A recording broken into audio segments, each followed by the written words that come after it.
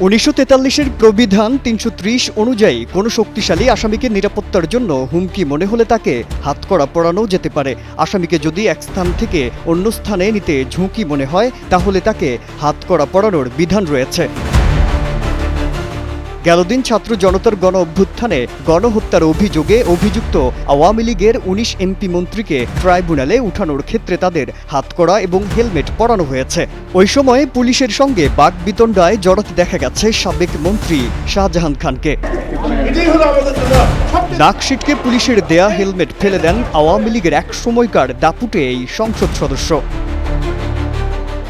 এজলাসে আসামিদের হাতকড়া পরানোর নেপথ্যে কি লুকিয়ে আছে, কেনই বা তাদের হেলমেট এবং হাতকড়া পরানো হচ্ছে, এ নিয়ে চিফ প্রসিকিউটর এবং বাংলাদেশ সুপ্রিম কোর্টের আইনজীবী জেড.আই খান পান্না ব্যাখ্যা দিয়েছেন। টানা সপ্তমবারের মতো বেস্ট টিস্যু পেপার ব্র্যান্ড হিসেবে স্বীকৃতি পেয়েছে বসুন্ধরা টিস্যু।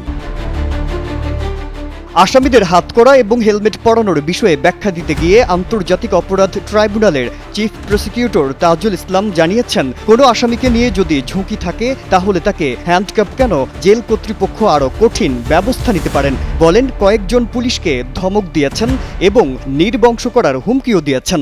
তারা খুবই আনরুলি আচরণ করেছেন, এদেরকে ধমক দিয়েছেন, গালাগালি করেছেন, হুমকি দিয়েছেন, নির্বংশ করার কথা বলেছেন। একজন তো তিনি হেলমেট ছুঁড়ে মেরেছেন এবং আগেও তার ভিডিও আপনারা দেখেছেন, যেটা হয়েছে যে ওনাকে যখন দুপাশে হ্যান্ডকাপ না লাগিয়ে আগের সময়ে যে দুজন পুলিশ ওনাকে দুই পাশে দুই হাত ধরে নিয়ে যেতেন, উনি কিন্তু জোর করে হাত ছুটিয়ে ফেলেছেন।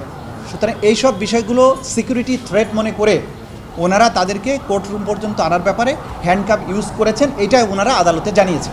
এদিকে সর্বোচ্চ আদালতের আইনজীবী আসামিদের হাতকড়া এবং হেলমেট পরানোর বিষয়ে জেড.আই খান পান্না জানিয়েছেন, তারা বলছেন পুলিশ সদর দপ্তরের নির্দেশ, আবার বলছেন কারা কর্তৃপক্ষের আদেশে তা করা হয়েছে। বলেন, আসামিরা নিরাপত্তায় থাকা পুলিশ সদস্যদের সঙ্গে খারাপ আচরণ করেছেন, এজন্য হাতকড়া এবং হেলমেট পরানো হয়েছে। মাজহারুল আলম, কালের কণ্ঠ।